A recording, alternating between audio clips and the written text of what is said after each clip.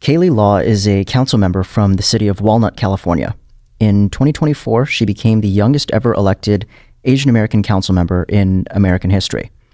She entered college at the age of just 13, completed her master's in government at John Hopkins at 18, and a few months later, she was sworn in to take over former council member Eric Ching's seat in her hometown of Walnut, California. Thanks for doing this, Kaylee. Thanks for having me.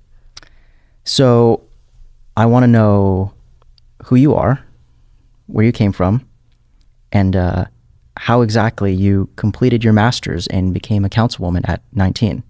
What made you do this? So I was always really interested in government and legal studies, and I grew up in Walnut. That's where my family home is. I lived there my whole life. I went through our Walnut Valley Unified Education System. I was there at Toisan Middle School, so that's right in the center of town. It's walking distance from City Hall. I was there for about a year and a half, and then I went on to do dual enrollment at the community college that's also in Walnut. So Walnut born and raised. So tell me a little bit about your family background. Yeah. So I'm half. My dad's side is Toisan, so from Hong Kong, and then my mom's side is a mix of German, Dutch, Irish, Italian, and they immigrated into Ohio. So, Ohio. Yeah. And then, so how many generations back is this? My mom's side, I'm not completely sure. I know her grandmother, so my great-grandmother came... This is the European side? Yes. Okay. She came to Ohio, and she was the first person in the family who was in the United States, and she's the one who's Italian. So I know there are certain parts who have been a lot longer, but then on my dad's side, my grandfather was the first one who came into the country. Your dad's side is the Cantonese side. Yes. Okay. Yeah. So when he came to the United States, he came from Hong Kong, he went to New York, and then he came to LA. Okay, so New York first and then LA. Yeah. Tell me, so we did this with our previous guest. I think it's very interesting to hear different perspectives when it comes to, Asian American immigrant stories. Absolutely. Tell me about that side of the family and how you think that influenced who you are and the decisions you've made. No, absolutely. So I was really close with my grandfather. So he was the first one to come to the United States. So I'm second generation. He originally came to the United States after working and owning a restaurant in Hong Kong. He came to the United States, I think, around his 30s. And then from there, he knew people in New York who owned a laundromat. So friends of the family, I think it was a not too close uncle. And because of that, he worked at the laundromat until he eventually wanted to move to LA because some of his other relatives were like, hey, the food scene's really good over here. So that's a good point. Yeah, he lived in Baldwin Park, and my grandmother and him owned and operated a restaurant called Panda Garden in Baldwin Park. And this is years before Panda Express. I believe so.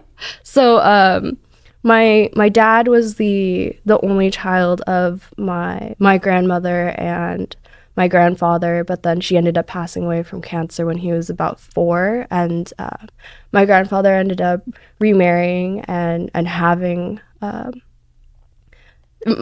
I have 3 aunts, so he raised 4 kids through that restaurant, and all of my aunts and my dad worked in the restaurant, and it was very much a family thing. They lived like a block away from the restaurant. So after that, he ended up selling the restaurant and buying property, and through that's how he sort of was able to support his family.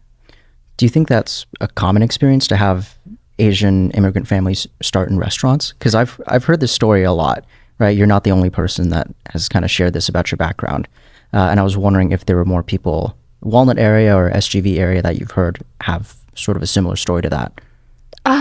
I think a lot of immigrants do end up working in restaurants either through because that is who they know. So for my grandfather's case, he knew other people in the Los Angeles area who had restaurants, and that's sort of why he went that route, and that's the background he came from when he was in Hong Kong.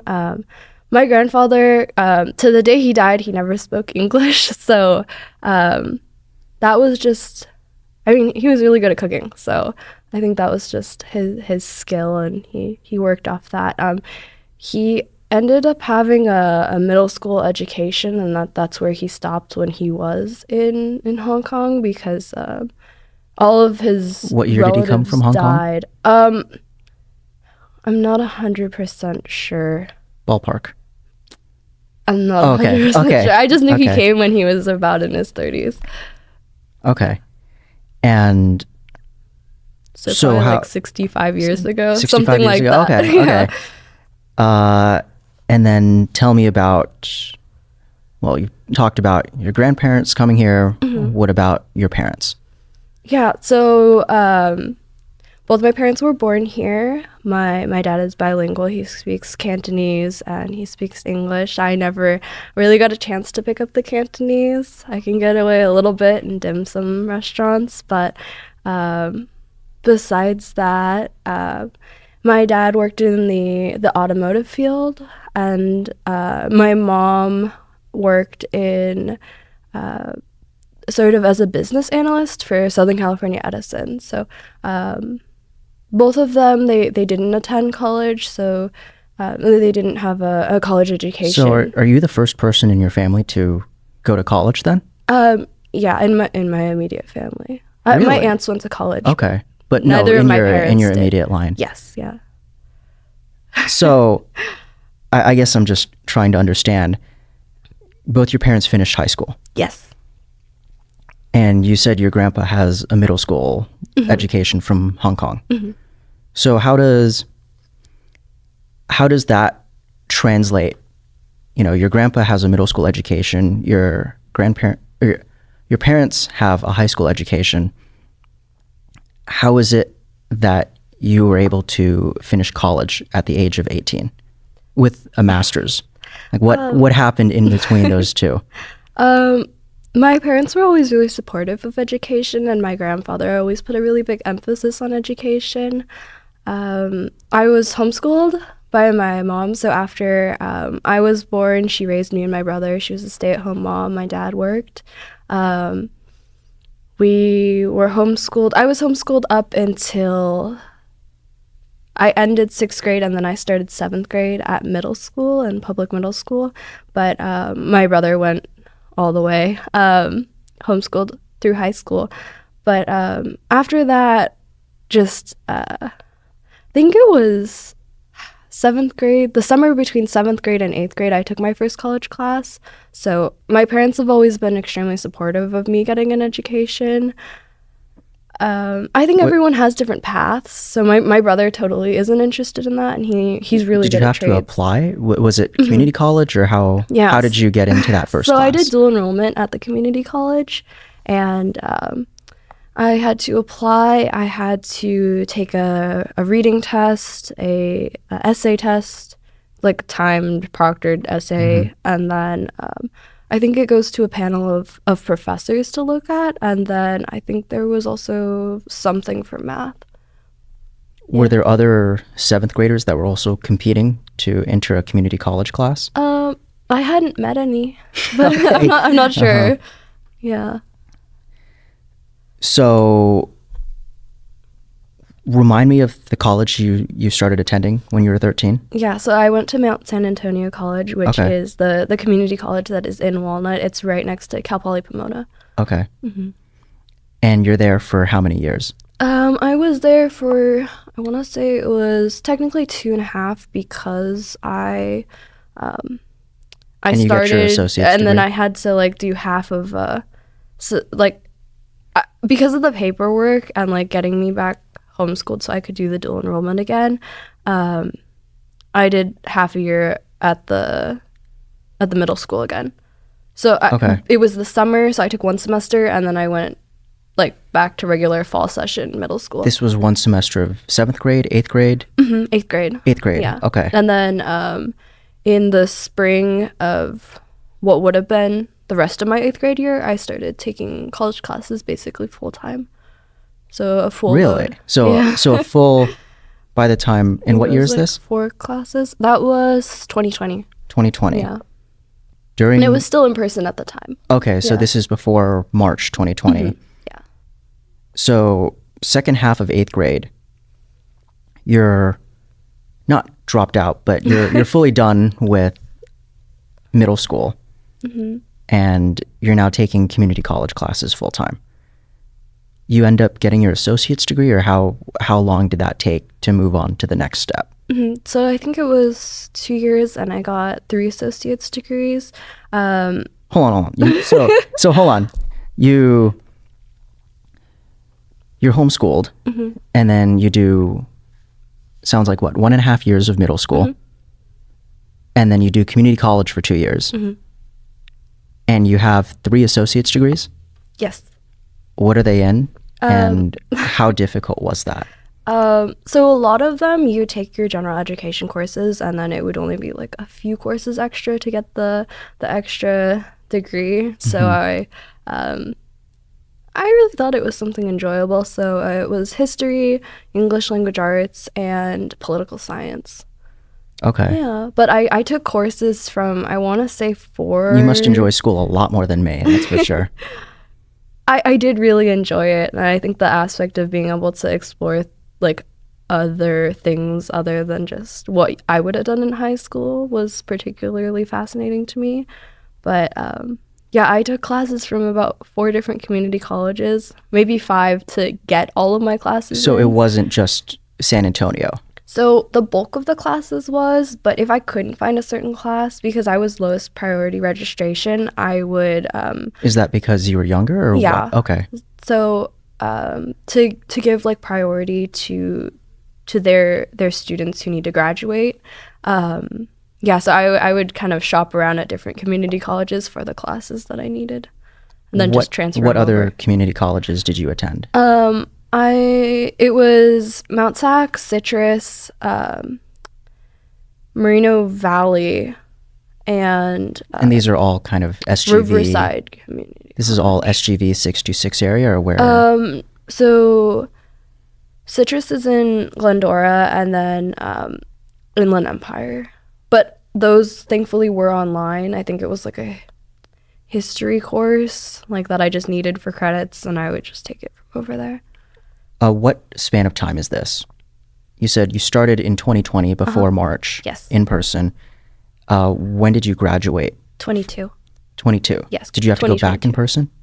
I took a few semesters in person, but because it was kind of shut down, it was mostly online. Yeah. Well, everything was online. Yeah. So every class you took was online for all 3 of these community colleges then?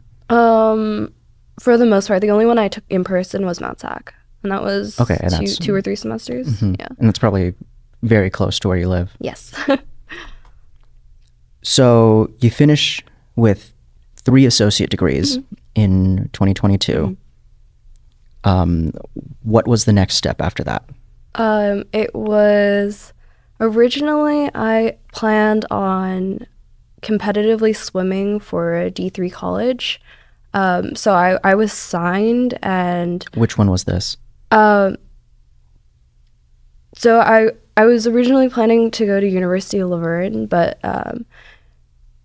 it didn't end up working out, unfortunately. So I really wanted an opportunity to attend the honors college, but that would require retaking a lot of courses, and that wasn't something that I felt very strongly about. So I ended up applying very last minute to Grand Canyon University, and I was still 16 at the time, and I ended up getting really good scholarships from them. It was a full ride, so then I took classes from there, and I was there for about 3 semesters because I had enough credits to just graduate after that. So how long did this take, you said? You said 3 semesters? Yeah, it was 3 semesters. So 1.5 years, roughly. I think it was about a year. About it? Yeah. Wow. Yeah, because it was a fall semester, a spring semester, and then a summer semester. And then how old were you when you graduated? I think I was 17 when I graduated from my bachelor's. Wow. Okay. And this one you also didn't have to go in person? So I wanted to, and I appealed, but because I wasn't 17, they wouldn't let me dorm. Okay. Otherwise, I definitely would have. I feel like that's not really a common problem that a lot of colleges are facing these days. Yeah. So after you graduate from Grand Canyon University, what was the process into getting into John Hopkins? Was it an idea that what made you want to go to grad school after that? So I was really interested in going to grad school because I still do want to attend law school maybe at some point, but So after all that, you want to go back to school? Basically. Okay, yeah, you're nuts. I couldn't do that. I really like school. But Hopkins is a research university. That's something I really enjoyed. But I applied to Rutgers and Hopkins for a master's in government. And originally I was also going to go to Rutgers because my transcripts hadn't finished going to Hopkins. And I was like, oh, well, like they wouldn't accept me anyways, so I'll just like leave the application in my inbox. But then they sent me a reminder email and I was like, well, I already paid for the application, so I might as well finish sending it in. And I was absolutely astounded that they accepted me. And yeah, I ended up attending Hopkins, and yeah. This one, did you go in person? I went a few times for student conferences, and their grad school is in DC, so I would stay in DC, but most of it was online. So you said you were 17 in grad school. Yes. What was that first day like? I feel like that's not really a common experience. I mean, I really enjoyed it. We had a lot of different ages. I think there was a gentleman in one of my classes who was in his 70s, and he was just wanting to continue getting educated, and I just thought that was really cool. Yeah. How do you think, other than, being online, how do you think your experience throughout your college years is different than everyone else's, aside from the obvious things? Yeah, I mean, I never really had like the whole like all the college clubs. I think I definitely missed out on, and that whole realm of. Do you find it weird that you're 20 years old now, right? Yes. Yeah. Do you find it weird that you're 20 years old and that you've done you've been to grad school, you've got your undergrad, you have 3 associate's degrees, which I didn't even know about.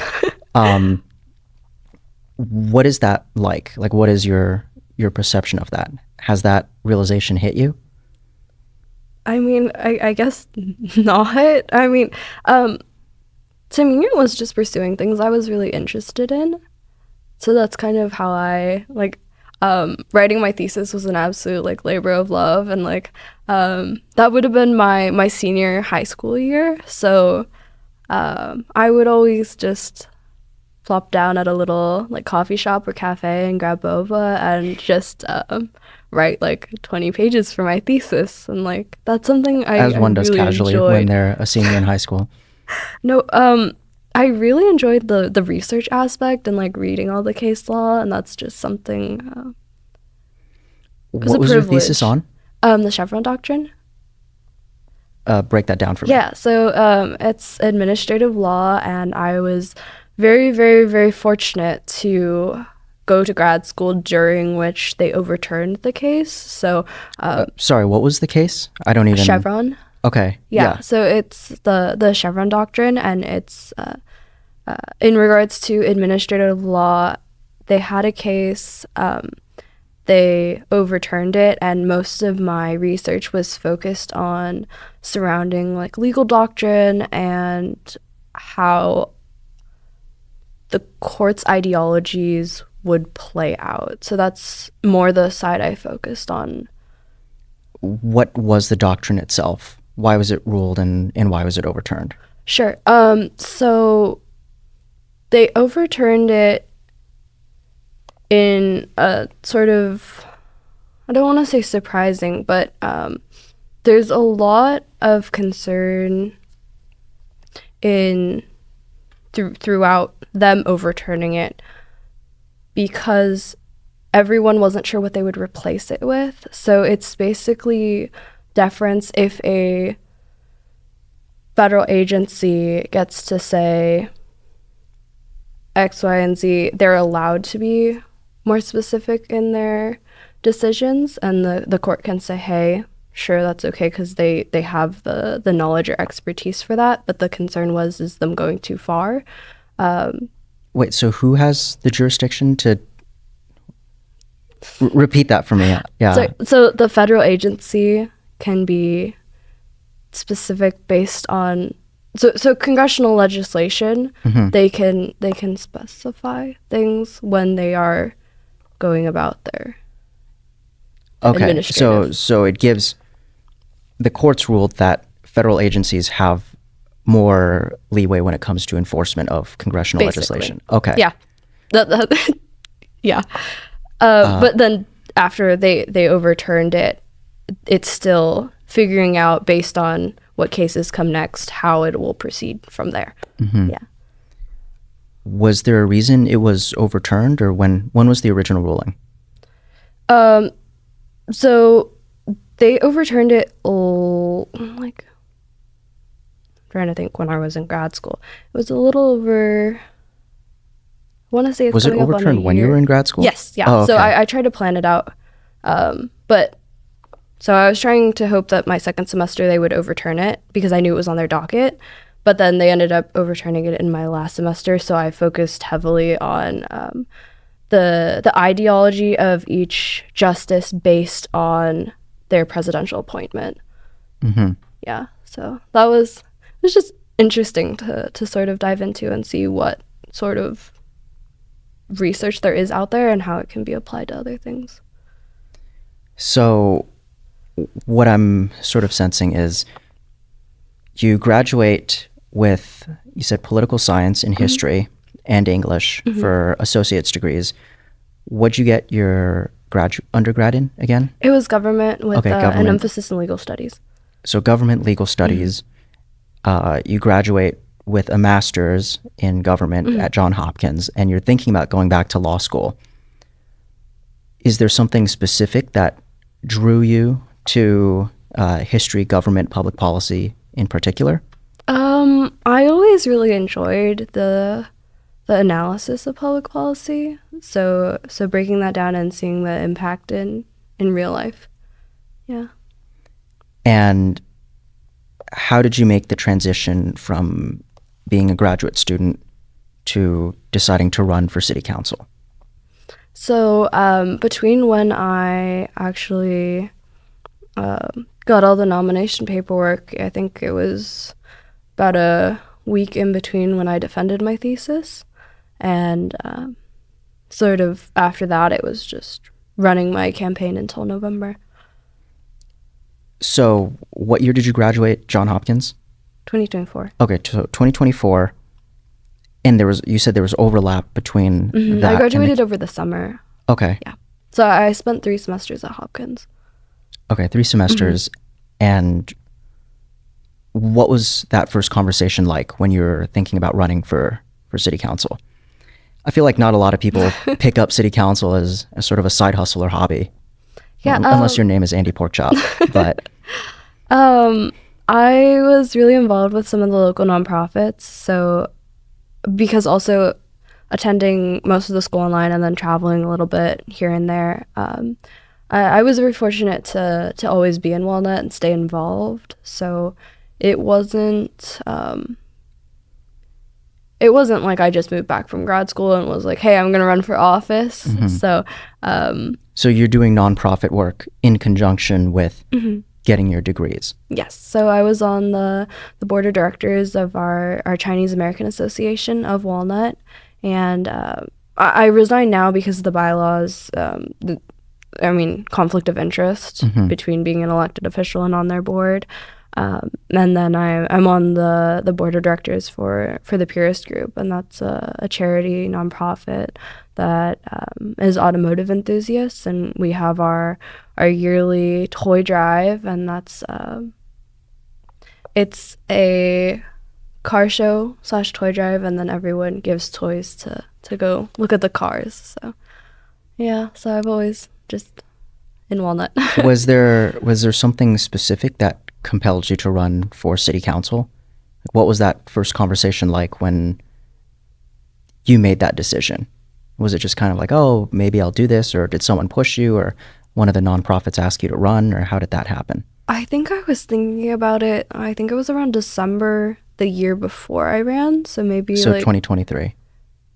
Yes, yeah. So around then, I was thinking about it. I wasn't really sure until about the summer that I would run or not. Initially, I wasn't even sure if the incumbents were going to run or were not going to run. I didn't know my predecessor very well, Eric Ching, before the process at all either. He sat me down in a few rounds of interviews, and we just talked a lot about the city. And then how did you get to know Eric Ching? Like what happened specifically? So I'd met him before a few times because, I think he was mayor at the time, and then I would see him at city events. You guys have rotation mayor, right? Yes. Okay. I would see him at city events. I would see him at anything involving the city, really. He's really involved. And then I emailed all of the current council members when I did pull papers, and I asked to meet with them, and I'd like to chat with them. And Eric sat me down in City Hall, and we talked a few times. And then after that, he decided that he would endorse me for his seat. So I guess I'm just trying to get a picture here. Why do you think Eric Ching chose you? You were 18 at the time, right? Why do you think he chose you above everyone else he could have endorsed for his seat? Because he was termed out, I assume? He wasn't termed out. I think he can actually still serve another term. He was running for Congress. Oh, okay. So he wanted to move up to Congress. Why do you think he chose you? I think we had some really good conversations and similar priorities when it came to public safety, and Eric's a really great guy, and I think I'm not sure. I feel like it's not every day that the former mayor of Walnut gives an 18-year-old an endorsement for city council. Do you think you don't think there's something unique about that, or there's something to that? He didn't say why, any reason? He said he liked that I was hardworking, and I really do, and did and still do really appreciate his support. How do you go from not knowing someone a few months before to getting their endorsement for their former seat? We had a lot of conversations, and I remember sitting there for maybe an hour or two, a few times. That's it? And we just talk about the city for a while. Really? Yeah. Yeah. I was very fortunate to have a lot of outside support as well, through just the volunteer work that I did. And I feel like being on city council is community service. We're not really getting paid. As do most city council members. Yeah. So just through the lens of, because it is public service, I just wanted to sort of be able to make an impact and do more in Walnut. So what was that first process like? When did the campaign start? So I want to say it started in, it was going to start in July, but then it ended up starting in August. So 2 weeks. It got extended 2 weeks because Eric Ching, the incumbent, didn't file papers. And if you don't file papers as an incumbent, it gets the deadline gets extended by 2 weeks. So He has to file papers. To run. So the filing papers is just the nomination papers. So there were a total of 6 of us who ran in the election. And that was from, I think, about August to November. So a 4-month campaign. Basically. How difficult was that? Because usually, with presidential campaigns, they start 2 years in advance. If you run for Senate, that starts about a year in advance. How were you able to pull off a campaign in 4 months? My priority was door knocking. I did 1 flyer. The majority was door knocking. I did have lawn signs, and then I would do little door hangers because then they don't fly away like papers. Love door hangers. Right? But yeah, I just some people did their fundraisers before they or Was that around your first the time going door to door? Or did you do door-to-door work for other no, nonprofits? that was my first time door knocking. Really? Yeah. I mean, if you don't count trick-or-treating, I trick-or-treated when I was little. No, trick-or-treating doesn't count.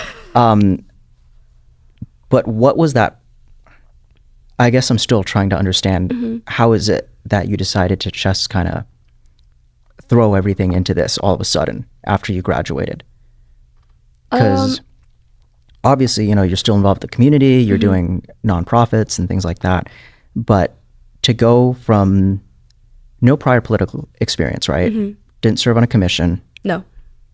So no prior political experience. Then all of a sudden emailing all the city council members, securing the endorsement of the incumbent, and then door knocking for the first time.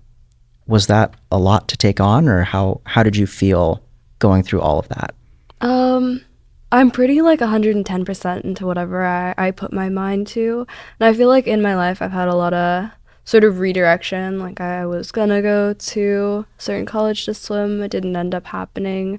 And then because I ended up at GCU, I finished a lot quicker. And then I feel like because of that, I ended up maybe at Hopkins instead of Rutgers. So there's a lot of situations in my life that I feel like God has sort of guided me in a different direction. But regardless of whatever direction it is, I feel like as long as I put in my best effort, that's all you can do. What was the first door you knocked on like? The first time I ever did door knocking was my high school, right? During high school, I door knocked for the first time. Were you nervous knocking on the first door, or how did it go? So I started with my neighborhood, and that was during the nomination papers. So it was... What's the square mileage of Walnut? So we have a lot of green space, but the actual... Because it's difficult because the community college is a big chunk, so I don't know what it... Oh, okay. Okay. yeah. But I could imagine it's probably a lot smaller than we have where I grew up. 27,000 residents. How many? 27,000.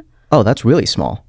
So we are on the smaller side, but they're really they're larger plot single family homes. So it was a lot of walking, but I mean, it's good exercise. Yeah, the first doors I knocked were in my neighborhood, and it was just to get the signatures for the nomination papers, and then I went from there. And then it's a nonpartisan seat. Yes, and at large. At large? Yes. Oh, wow. So yes. you had to walk the entire city then? Yes. Wow. So I knocked almost the entire city. There's certain areas that don't really have sidewalks or like really steep. So I wasn't able to go to certain areas, but for the most part, I tried my best. And what was the campaign like? What was the competition like? And what was kind of your thought process, and how did you eventually win? Yeah, so there were 3 seats open. There were 3 seats, 1 open. That was Eric's seat that was open, and 2 incumbents. So my How many current people colleagues. do you guys have on your city council? 5. 5. Yes. And then rotating mayor. Yes. Okay. Yeah. So 3 open seats. Sorry, there was 1 open One seat, open 3 seat. seats. Okay. Yeah. And then elections are every 4 years? Okay. Yeah, but it's staggered, so there's 3 and then 2. Yeah. And how many people were running for Eric Ching's seat? So there were 6 people running totals, but technically, if you don't count the incumbents, it was 4 people running for Eric's seat. And you guys were all competing for Eric Ching's seat, basically, because the other 2 incumbents were running. Yes, yeah. Yeah, so it was, by definition, it was a pretty competitive race. We did have a debate at the senior center, but my main priorities were knocking. I think I was really good on my campaign budget. I think I spent around $7,000. So I did one mailer. Won? Yeah, so I did one mailer, and it's like 7,000 or 8,000 if I recall correctly. But the main thing is the mailer is expensive, and then buying lawn signs. Yeah. And I was seriously outspent by the other people running. So again, you're 18 years old. How do you think you won? You're going up against, you said, 3 other people? Mm-hmm. Walk me through how exactly you won the race. Outspent, younger, and highly competitive for Eric Ching's seat. What happened? Was election day November 5th? Yes. Okay, so what happened? So I think prioritizing door knocking was really important to me, because the face-to-face and hearing the concerns that all of my neighbors and all the other residents have, through that, sort of having a good grasp, living here my whole life, on the issues of Walnut. So I ran on public safety, having transparency in the city, and protecting the green space. So we have a lot of hiking trails. They were formerly equestrian trails, but they're majority used for hiking now. And all of our really great parks. So there is an expected quality of life that we have in Walnut, and just being able to the public safety and the green space. Okay. Yes. So I feel through that, having a good grasp of sort of what the issues are, and when did you start paying attention to Walnut issues and politics? I think I've always sort of had it on my radar. I was going to council meetings for months prior to running for council. Really? Yes. So I attended council meetings off and on for the most part of grad school, and then towards what made you start the doing summer, that? I was doing it full time. I really just wanted to get involved more and be able to sort of, because there is studying public policy as an education, but being able to actually enact change is, once you have the knowledge, I feel like you feel like the need, because you have the knowledge, to apply it. So that was kind of, I guess, my approach. So it was more, 1, getting involved, but 2, also trying to learn through experience and putting it into practice when you go to the city council meetings. So I feel like during grad school and doing so much research, not all of the classes were geared towards my thesis. In fact, a lot of them weren't. Whether it be, I had this one particular professor, and he was really into the tax code. So that was something that we would write up memos on, and that was something. You had a professor that was really into reading and understanding the tax code? He was a former policy advisor, so that was like his thing. So just those like random, I mean, it's a good thing to know. Yeah, random tidbits here and there. It wasn't particularly the United States tax code either. I had to like crash course myself in like the Japanese and Korean tax code, because he was studying tax codes in other countries. So he wanted us not even taxes that apply to him. Sort of. So he posed this question, and it was improving birth rates in other countries, and what sort of tools, carrots, sticks, etc. you can use from a policy standpoint to implement that. And that was sort of the sort of framework for that memo that we did. Yeah. Interesting. Yeah. But so you start going to the city council meetings, to get back on topic, you start going to the city council meetings a few months prior. At that point, were you already planning on running? Or was that mostly just, oh, I'll go and I'll see? I was pretty interested in running, but I think just staying involved was really important to me. And through that... was there an issue in particular that you said, oh, I really care about this. This is what I'm going to run on? You mentioned you were running on the green space and public safety and things like that. Was there ever a moment where something came before city council and you said, that's what I care about? Public safety for sure. So we were able to appropriate funds for burglary suppression units. We're on contract with the LA County Sheriff's Department. And then we were... Was this when all the smash and grabs were happening in 2020? Or I guess during DA Gascon's time. Was that part of it or what? When I was on council. Sorry, I think I misunderstood the question. No. I was... When you started going out to the city council meetings, were there intentions of you... There were intentions of you running at that time, right? In the lead up to that. Was there something in particular where you said, this is what I care about and this is what I want to run on? I think fiscal responsibility is a really big one. I'm so excited. We're at our council meeting tomorrow. We're getting our annual budget report, and we're projected to be $5 million in surplus. So, our staff is really amazing, and because we have certain priorities of keeping really a focus on fiscal responsibility, and that's the highest we've had so far. So, just something I'm really grateful for, that we have such a great staff to make the priorities possible.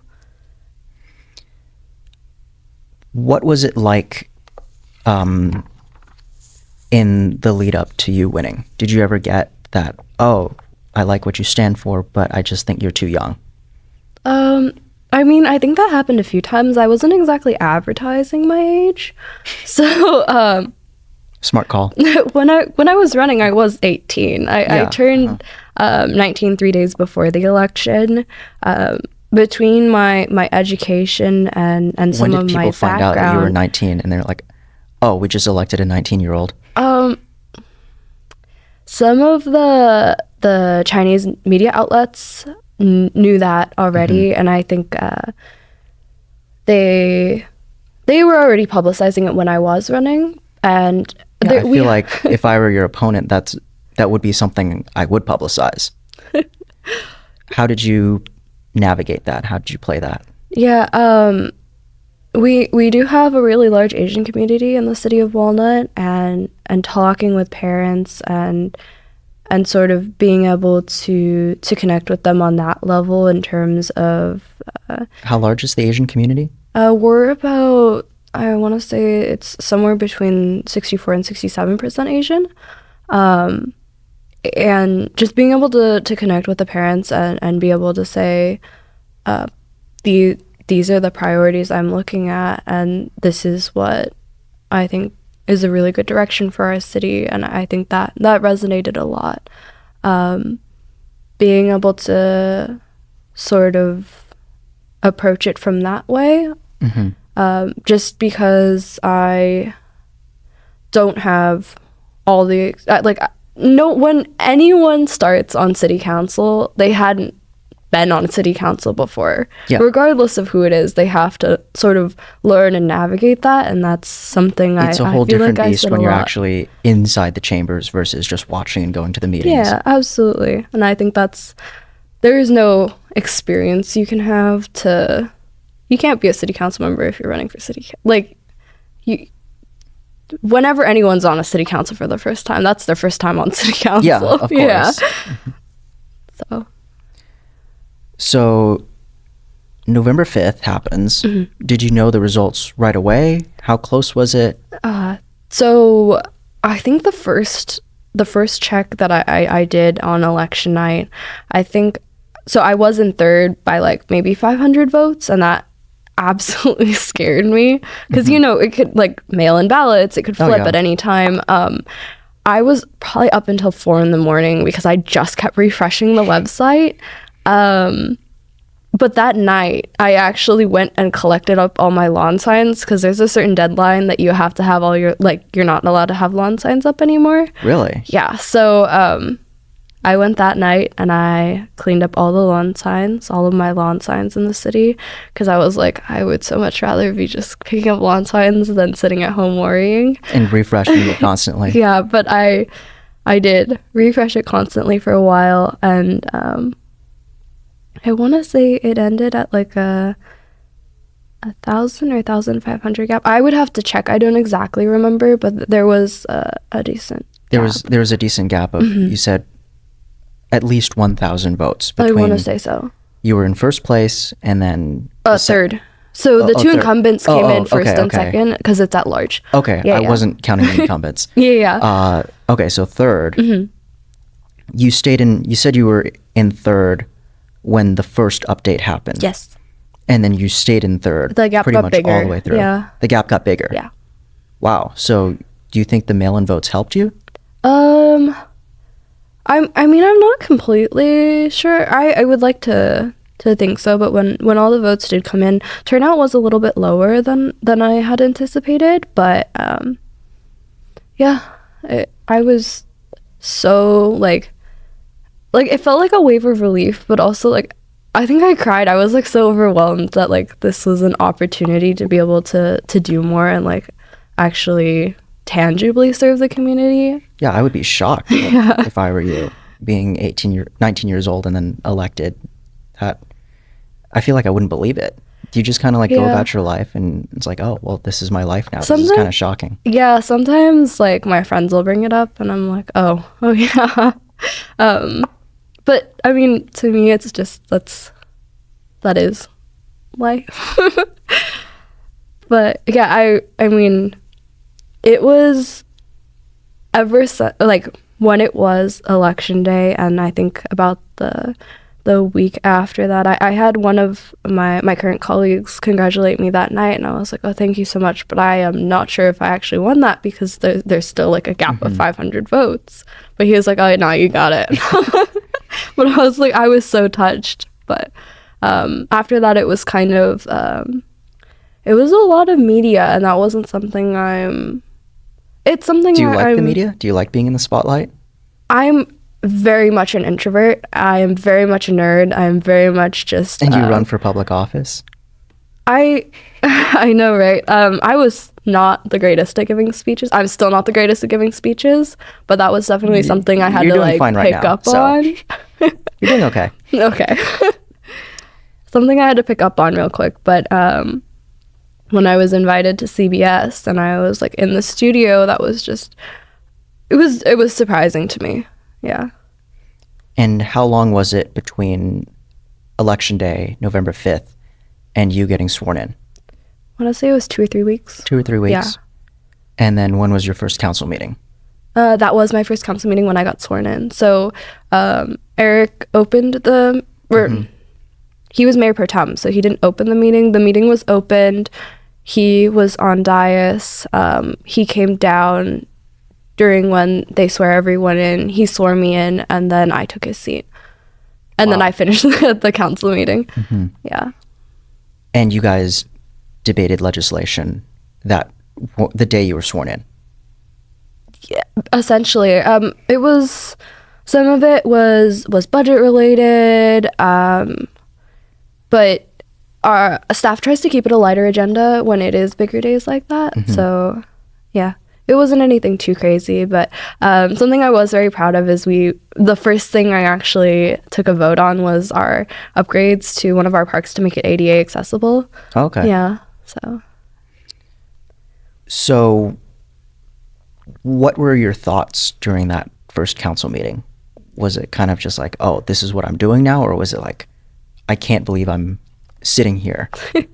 It was a little surreal. I think the paperwork and the research I'm very, very comfortable with, reading the staff reports, even when it's like when it's a lot of reading, or like the environmental reports, it's a lot of reading, but that's something I do really enjoy. So having that sort of like background in research, I think it was more digestible for me. On the thing I like to prioritize is like as long as I know my stuff, then I'm okay.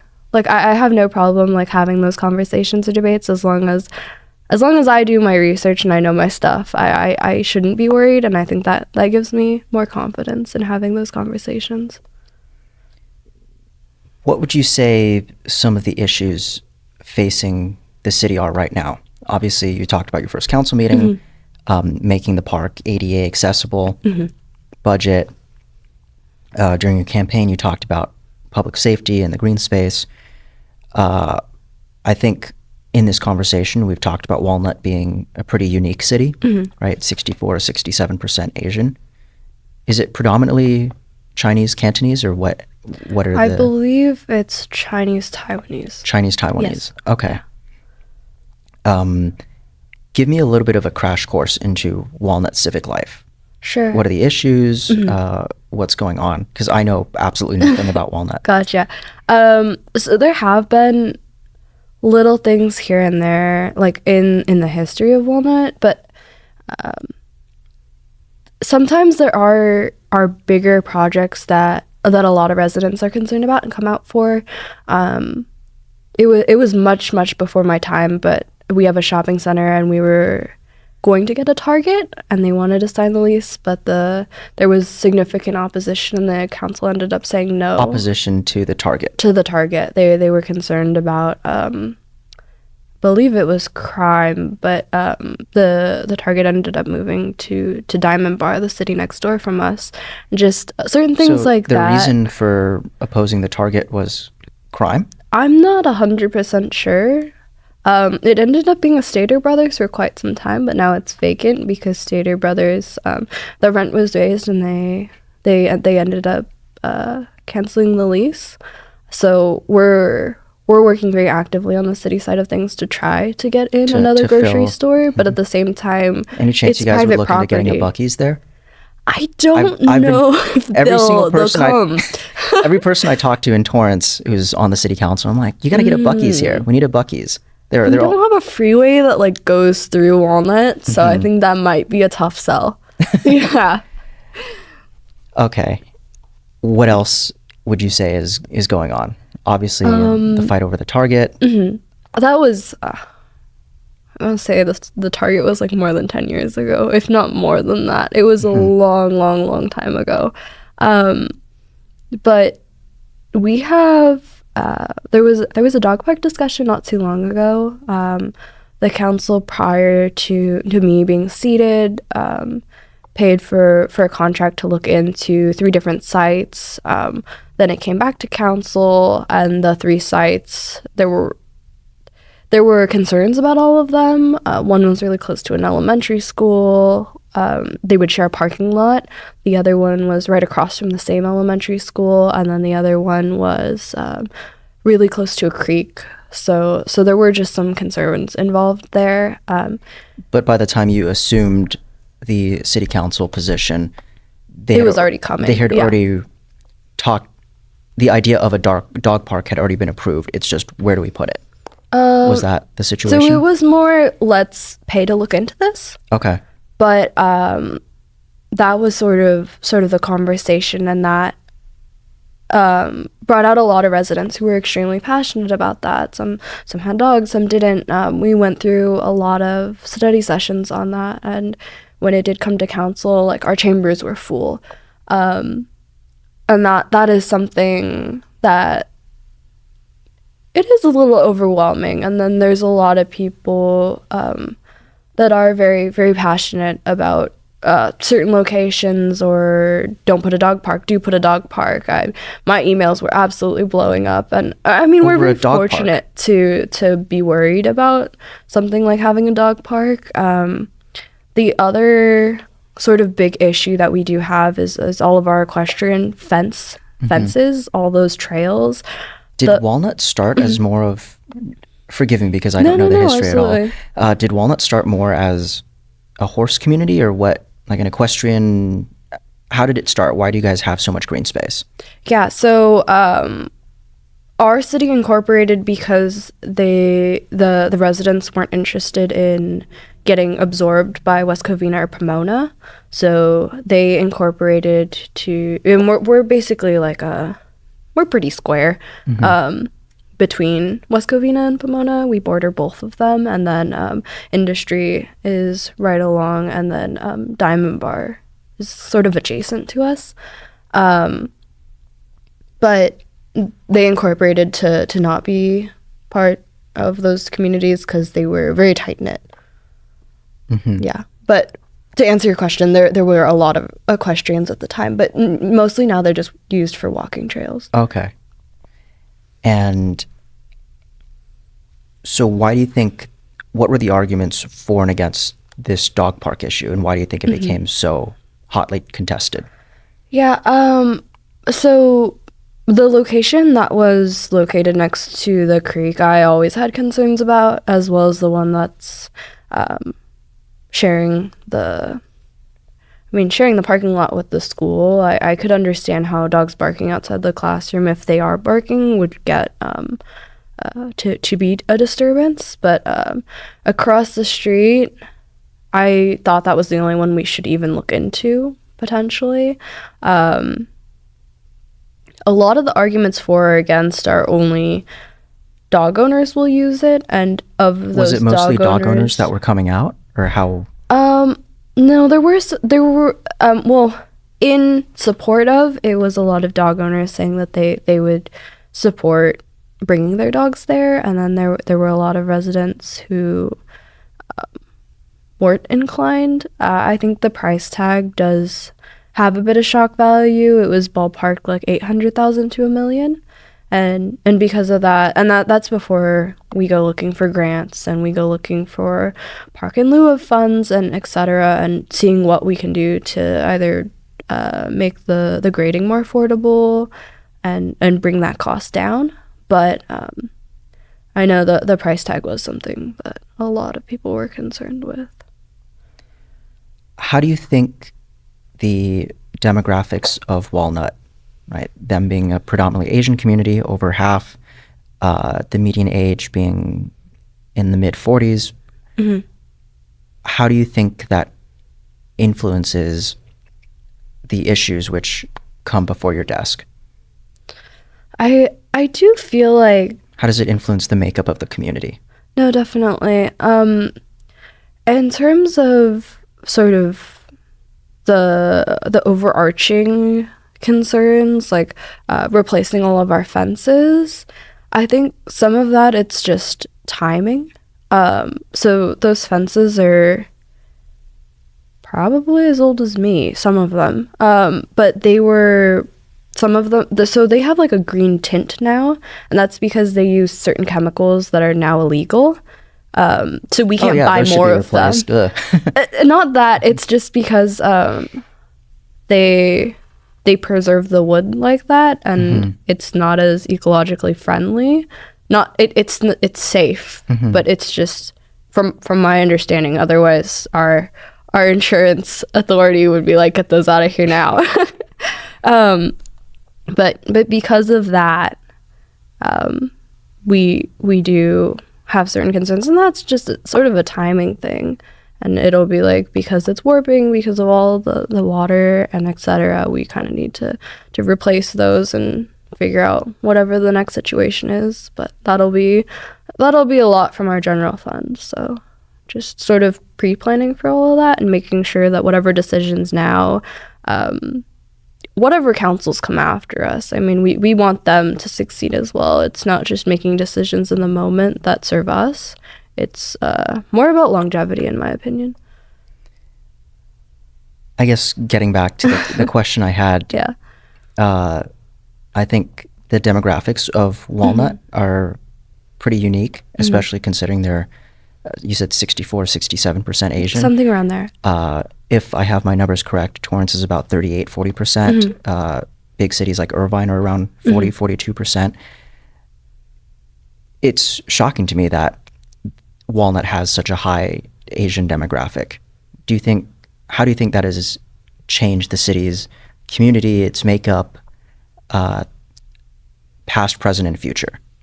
So because Walnut is a lot of large lot single family homes, I believe our percentage for commercial is about 1%, if not lower.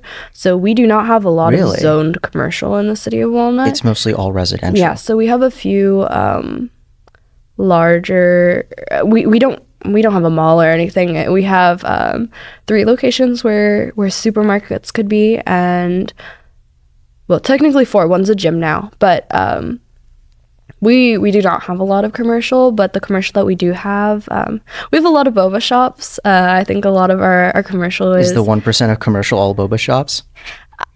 I wouldn't go that far, but I would say that there are quite a bit of boba shops. I would say that in all of the commercial, you could probably pick out a boba shop or 2 out of each of the lots. Bit of a detour, but boba recommendations in your city. Yeah, we have a new one called Ming Cha. I tried them when they had their grand opening, and it was really good. There's another Gumo, and that's right across from the college. Also really good. Yeah, and they're open towards the later side. I think geared towards college students. Yeah. So you said, what percent of it is residential then? If only 1% is commercial. Is it 99% or how? I'm not sure the breakdown because we do have a lot of public space. Mm-hmm. But I would have to ask our planning director. I don't know the exact percentage off the top of my head, but the majority of all of the money and all of the resources that the city has, it's mostly property tax. Really? Yeah, so property tax and sales tax, but property tax is where we do get our resources, and well, also all of the the metro funds, etc. We usually exchange them because we don't have metro, but in that regard, we're also a very low sales tax. The city itself does not have a sales tax passed, so our sales tax is the county sales tax, and that's what, 9.5%? I believe. Yeah, 9.5. 9.5. Okay. Obviously, your perspective is very different from an average city council member, I would say. How would you say your decision-making process is influenced by your perspective, and how do you try to accommodate everybody? So something I really do like to prioritize is any chance that I do see an email during business hours, I absolutely respond. I think being able to sort of have that quick communication, even if I don't absolutely have the answer to, if I got messages on Thanksgiving about a downed tree, and I let my city manager know right away because You emailed him on Thanksgiving? I texted him. Okay. Because we If I was your city manager, I would have quit. Oh no, he's a really great guy, and he really prioritizes quick communication like that.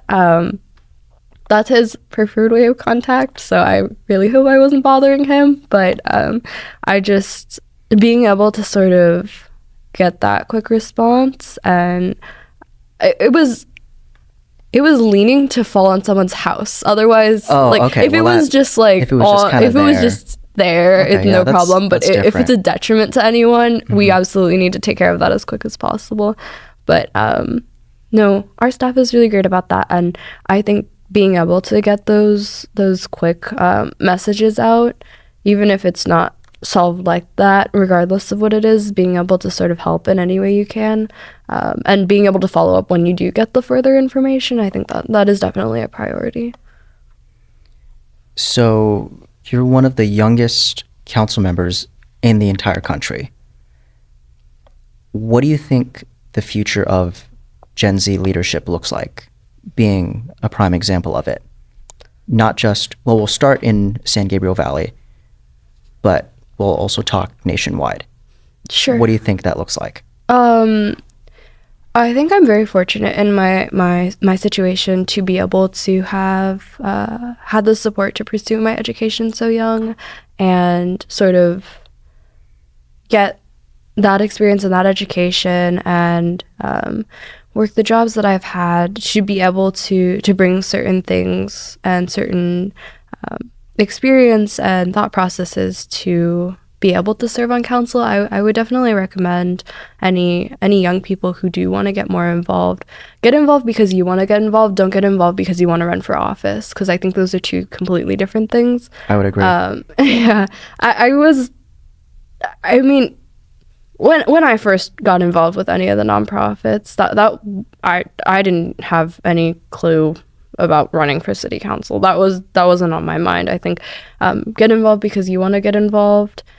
That was definitely a priority for me. But because of that and meeting those people, making those relationships, even when I did run, I did have support from outside of the city, school board members. I was endorsed by the LA County Sheriff, Wow. Villanueva. So through meeting those people and having that support, I was really grateful. But yeah. What would you say a difference is in your perspective, or someone who's, a leader within Gen Z versus someone who's older? You probably have to deal with a lot of people that are older than you, whether it's your constituency or other council members or other people within local government. What do you think Gen Z leadership thinks about different? How does their perspective differ from people who are older than them? I'm not 100% sure. I'm not sure I've met a lot of any other Gen Z council members, but you're definitely the first one I've met. Of the other younger council members that I have met, I think a big priority is, if I were to raise my grandchildren in the city and getting to that point, I want it to go smoothly until then. So sort of more of a longevity aspect. Not saying that the other council members don't think of the long term, but I think it's more in the forefront of my mind. More. Yeah. But I feel because of that, that's sort of more of something that I think about personally. And then I guess it would be classified as like old school politics, but respecting anyone regardless of what they think on a policy. I mean, our council has disagreements on dais. We might not agree on whatever policy it is, but afterwards we're able to have respectful conversations and talk about our family, how Thanksgiving was, etc., without like missing a beat. What do you think the future of the Asian American community looks like? Not just in San Gabriel Valley, but across California and the United States. Yeah, absolutely. I think there's more API who are running for office. Across, you being an example of that. Across the entire United States. But I think getting more involved, I mean, my parents are not the most in tune with politics. I would say my mom a little bit more than my dad sometimes, but I think... And you just happened to get involved even though your parents were not involved, didn't go to college, you went to college. So I'm still trying to understand what happened between those two generations. So my parents always encouraged me to do public service, and that's why I was volunteering since I was like 7 or 8, and because of that and putting like such an emphasis on that, I think because public policy is what I'm passionate about, it kind of flowed very naturally for me. I don't think sometimes they might not completely understand what I'm involved in or deciding decisions on or etc. I mean, I'm sure that they would if I explained it to them, but they're supportive of whatever I do. Just their big thing is just have good morals and do as much as you can. Do they find it shocking that you're a councilwoman in this city they raised you? I think so, a little bit. There's a lot of times in my life that it hasn't gone the original plan. even when I started taking classes at the community college, I just thought I would graduate at 17 or 18 like the usual person, except I'd graduate with my high school diploma and an associate's degree, but I ended up just taking it full time, and that's just something I really enjoyed, and they were supportive of it. Yeah. We kind of touched on this earlier, but if someone was in your shoes when you started all of this, 13, 14 years old, Sure. what's one piece of advice you would give to them? What do you say to current students, which are in middle school, high school? If you could go back and tell yourself something, what would you say? Get involved with what you're interested in, not what anyone pushes you to be interested in. My parents never pushed me to... My parents are not tiger parents at all. That's a question I get a lot, but they're absolutely not. But because so you did all this pretty much under your own volition? Your parents didn't push you to... Really? My mom actually really wanted me to slow down when it came to college because she was worried I would like burn myself out really quickly. But yeah, no, my parents aren't tiger parents. But because of that, they raised me and my brother to pursue whatever we were interested in, and I think my sort of word of advice would be pursue whatever you have a very strong feeling about. My brother is really into welding, so that's his trade and his thing. He's very involved in automotives, and he's gone up to Pikes Peak and worked on race cars. Like Really? when you bring your oxygen tanks and everything up on the like snowy mountain. So that's his thing, that's his need. I could absolutely never do that. But it's what he's really passionate about. And I think as long as you sort of nurture that, it doesn't feel like work, as long as you're really passionate about it. So I think that's sort of the mindset I try to embody. Everyone has a different path or journey, and I think just being able to pursue whatever you're interested in makes it more worthwhile, more rewarding. Yeah. Last question for you. What are your hobbies? What do you like to do for fun? So I'm really... Do you go to car meets with your brother and everything like that? I do. I go to like Cars and Coffee. Okay. I'm really into the gym. So the gym is a big hobby. Baking is a big hobby. Yeah. I spend a lot of the time in the gym. I also try to swim whenever I can. I was a competitive swimmer for a large part of my life. I quit around the time that I did go to my undergrad, but I qualified for the Junior Olympic Championships, which sounds really impressive, but it's just a certain time cut. And then after that, I sort of did my last championship, and I put it away, but I still try to pick it up whenever I can. Yeah. How do you unwind? Obviously, school, lots of it, city council, the campaign. What would you say takes the edge off?